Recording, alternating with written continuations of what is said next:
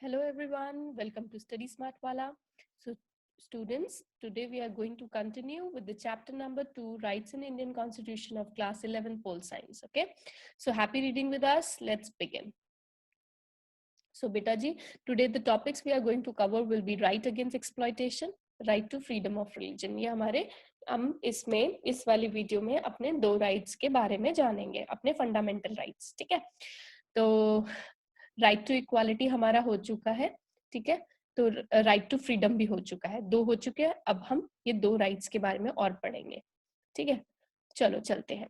Right against exploitation. जो right against exploitation है बेटा जी, उसमें आर्टिकल 23 एंड 24 आता है. कौन सा आर्टिकल आता है? 23 एंड 24. ये आपकी एक्स्ट्रा नॉलेज के लिए मैं आपको आर्टिकल्स के नाम भी साथ साथ बता रही हूँ. ठीक है, अब देखिए आर्टिकल 23 क्या बोलता है?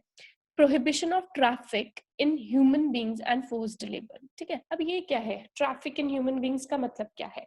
ट्रैफिक इन ह्यूमन बींग्स का मतलब है बेटा जी, ट्रैफिक इन ह्यूमन बींग मतलब उनका सेल करना. ठीक है, और बाइंग खरीदना. ह्यूमन बींग्स के क्या करना? एक तरह से एक कमोडिटी की तरह रखना.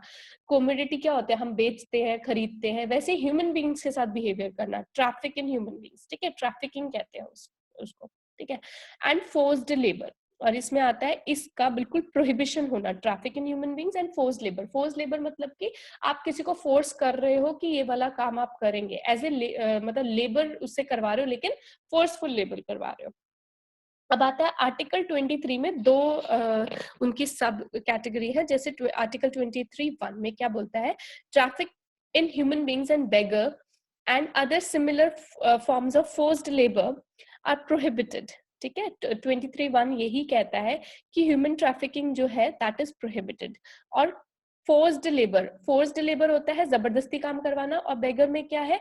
एक तरह से आप काम करवा रहे हो, लेकिन जितना वो डिजर्व करता है उतना आप उसको वेज पे नहीं करो, उतना मनी उसे पे नहीं कर रहे हो. ठीक है, तो इस तरह का जो होता है प्रोहिबिटेड होता है इस तरह की activity. And any contravention of this provision shall be an offense punishable in accordance with the law. अगर इस तरीके की एक्टिविटीज की जाए तो उसको कहा जाता है कि लॉ ब्रेक कर रहे हैं, और उसके हिसाब से सजा भी दी जाती है. अब आता है article 23(2). Nothing in this article shall prevent the state from imposing compulsory service for public purposes, and in imposing such services that state shall not make any discrimination on the ground of only on religion, race, caste or class or any of them. मतलब कि article 23(2) यही कहता है कि state अगर कुछ public purposes के लिए कुछ सर्विस प्रोवाइड करती है तो वो कभी डिस्क्रिमिनेट नहीं कर सकती किसी भी पर्सन को on the behalf of religion, race, caste, class और एनी ऑफ देम. ठीक है, अब नेक्स्ट आता है exploitation implies that misuse of other services by force और लेबर विदाउट पेमेंट. तो एक्सप्लॉयटेशन का मतलब यही है कि किसी का भी हम मिसयूज कर रहे हैं, उसकी क्या कर रहे हैं? उसको जबरदस्ती काम करवा रहे हैं, और अगर काम भी करवा रहे हैं तो उसको उतना पे नहीं कर रहे जितना वो डिजर्व करता है. उसको बोलते हैं फोर्स्ड लेबर. ठीक है, there were many marginalized communities in India who were forced to engage in manual and agriculture labor without any payment. ठीक है, उनको पैसे नहीं दिए जाते. एक्चुअली क्या होता है, जब वो नीड में है, उन्होंने कुछ अमाउंट उठाया किसी भी पर्सन से, तो उनको क्या होता है? बंधुआ मजदूर. आपने सुना होगा ऐसी टर्म्स, बंधुआ मजदूर है, तो बॉन्डेड लेबर बोलते हैं. उसमें क्या करते हैं ये लोग? पहले जब जरूरत हो उनको मनी दे दिया, लेकिन उनसे एक शर्त रखवा ली कि हमेशा पूरी लाइफ टाइम आप हमारे अंडर काम करोगे.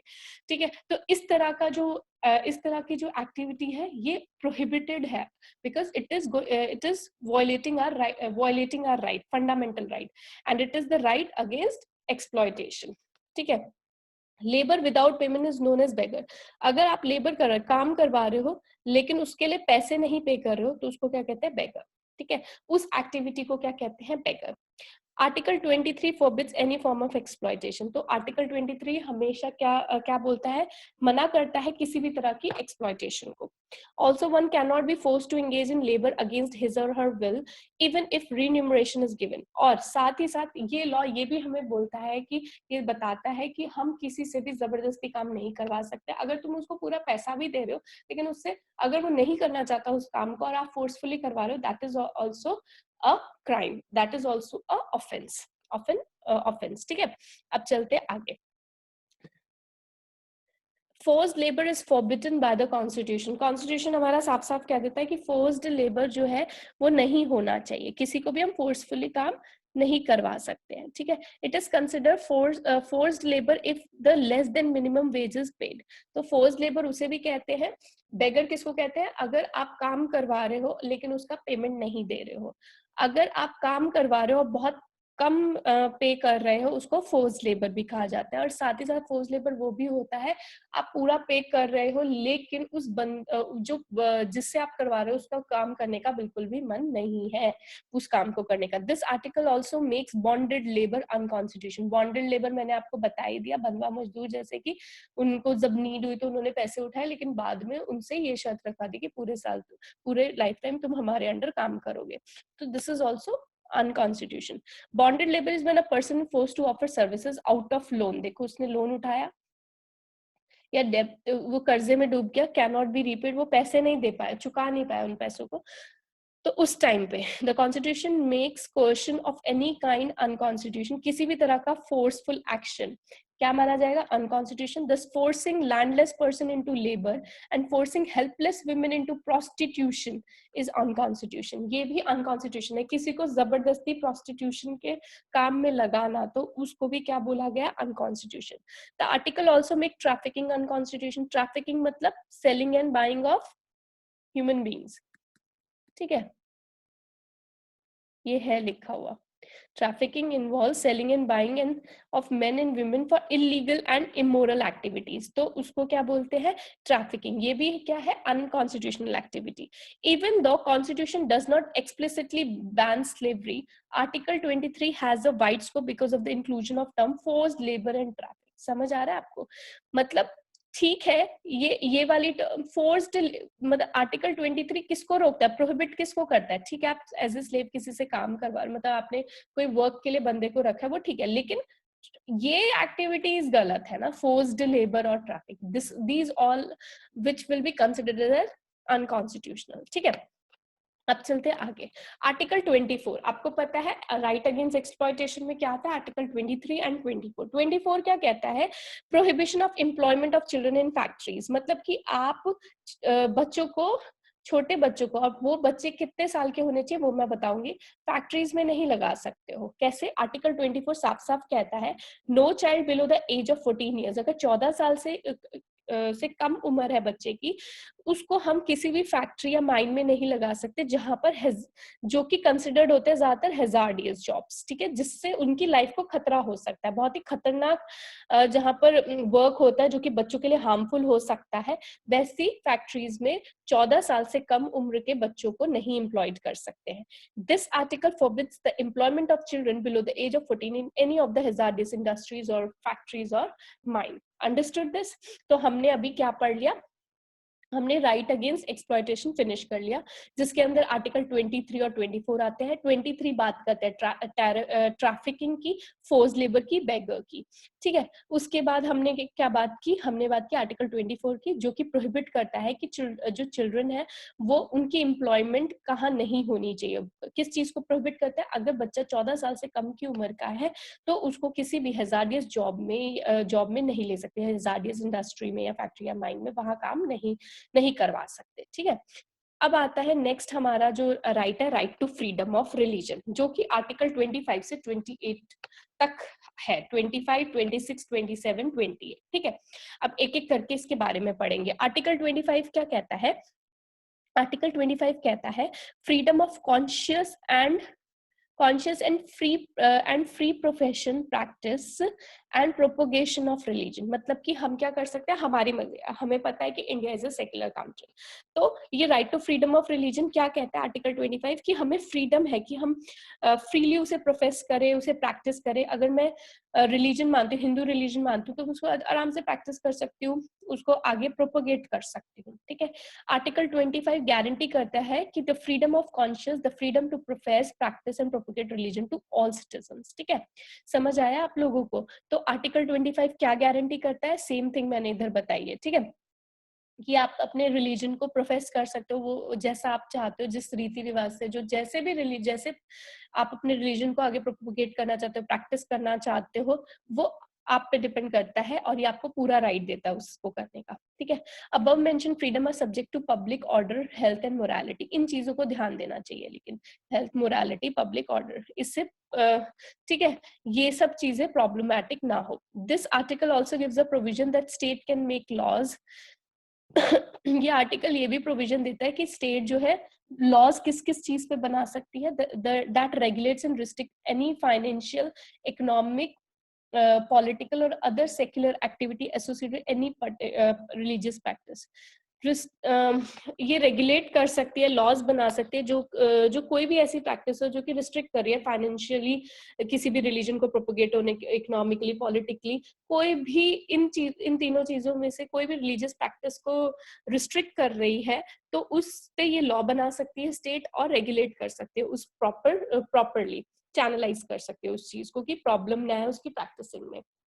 फिर आता है that provides for the social welfare reform or opening up Hindu religious institution of public character to all the sections and classes of Hindus. ये प्रोवाइड करता है, मतलब ऐसे जो है स्टेट के अंडर ये आता है कि वो पूरा का पूरा इम्पोर्टेंस दे इसको कि वो ओपन कर सके हिंदू रिलीजियस इंस्टीट्यूशंस, ठीक है। Under this, the provision Hindus are constructed as including the people professing the Sikh, Jain or Buddhist religion. Hindu institution shall also be constructed accordingly. जैसे कि ये कहा जाता है, यही नहीं कि हम हिंदुओं को ही ज्यादा महत्व दे रहे हैं, ऐसा कुछ भी नहीं है, ठीक है। State can allow everyone, like वो सिखिज्म को बिलीव कर रहा है, बुद्धिज्म को बिलीव कर रहा है कोई बंदा, कोई जैनिज्म को बोल रहा है, तो वो अपने हिसाब से अपने जो भी उन्हें कंस्ट्रक्शन करनी है उस धर्म को लेकर, तो they can go for it. ऐसा नहीं है कि उसमें रिस्ट्रिक्शंस लगाई जाएंगी, ठीक है। पीपल ऑफ सिख फेथ, जैसे कि एक है wearing and carrying the kirpan should be considered as included in the professional Sikh religion. आपको पता है वो टर्बन पहनते हैं सिख लोग, ये फेथ है उनका, और अपना किरपान जो है वो कैरी करते हैं, तो इसके लिए कोई लॉ ऑर्डर ऐसा नहीं बनेगा नहीं तुम नहीं कर सकते। आपको पता है वो हेलमेट्स भी नहीं लगा due to the religion basis, ठीक है। तो टर्बन पहनते हैं, तो उनके लिए इस तरह से नहीं है कि नहीं तुम अपना ये प्रोफेस नहीं कर सकते, अपने रिलीजन को जैसे तुम समझते हो उसे प्रैक्टिस कर सकते हो, इसका मतलब ये है। तो आपको right to freedom of religion है, 25 आर्टिकल ये कहता है। 26 कहता है freedom to manage religious affairs, ठीक है। The right to form and maintain institutions, मतलब कि आप इंस्टीट्यूशंस बना सकते हो अपने for religious and charitable intents, ठीक है, जिसमें आप चैरिटी कर सकते हो on the like religious affairs को लेकर, ठीक है। The right to manage its own affairs in the matter of religion, ठीक है, ये भी सिंपल सा हो गया। The right to acquire immovable movable property on like in that context, religious affairs को अगर आपको प्रोपोगेट करना है और आप चाहते हो प्रॉपर्टी रिलीजियस के नाम पर लेना, ठीक है, एक्वायर करना चाहते हो, इट्स नॉट प्रोहिबिटेड, ठीक है। The right to administer such property according to the law, ठीक है, उसको लेना लेकिन लॉ के हिसाब से कोई भी गलत चीज नहीं है। आर्टिकल 27 कहता है freedom as to payment of taxes for promotion of any particular religion, ठीक है। There can be no taxes proceeds of which are directly used for the promotion or maintenance of any particular religion। मतलब इस तरह से नहीं है कि taxes collect करती है गवर्नमेंट या फिर टैक्सेस देना पड़ेगा for promoting any particular reason, ठीक है। तो ये आपको समझ आ जाना चाहिए, आर्टिकल 27 ये कहता है। 28 क्या कहता है?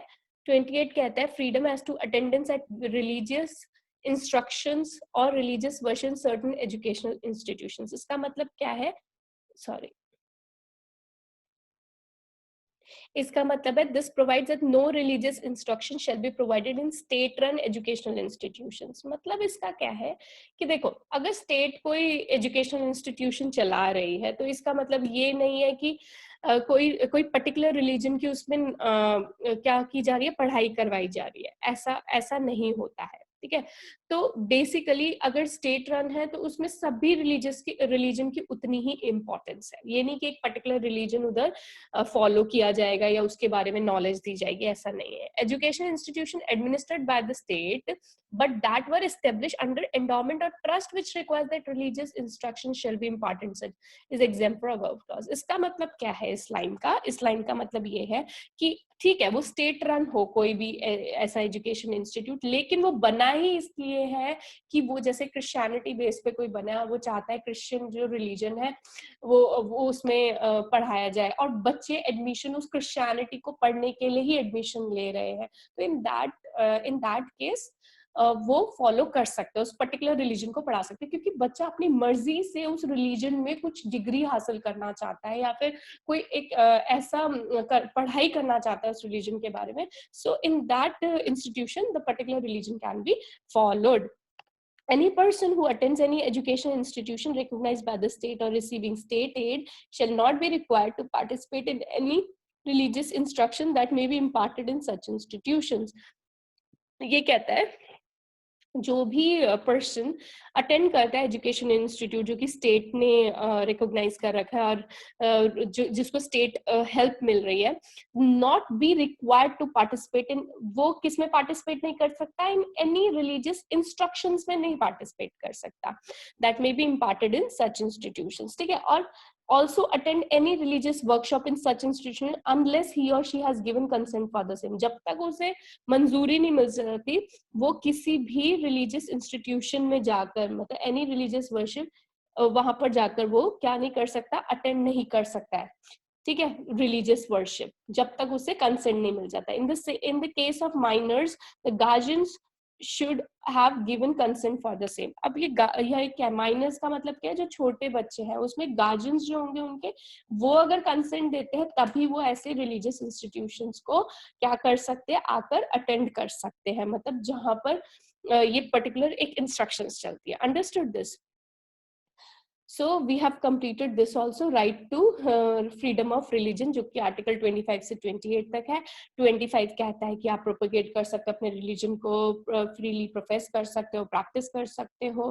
ठीक है. जैसे कि एक सिख रिलीजन का एग्जाम्पल दिया था, वो टर्बन पहनते हैं, तो टर्बन पहनते तो हम मना थोड़ी किया जाता है, लॉ के अकॉर्डिंगली वो अपना रिलीजन अपने हिसाब से फॉलो कर सकते हैं. आर्टिकल 26 यही कहता है कि कोई भी जो प्रॉपर्टी हम परचेज कर देते हैं in the name of religion, we can maintain religious institutions और पर्टिकुलर रिलीजन, चैरिटेबल ट्रस्ट खोल सकते हैं, चैरिटी कर सकते हैं उस रिलीजन के हिसाब से. ठीक है.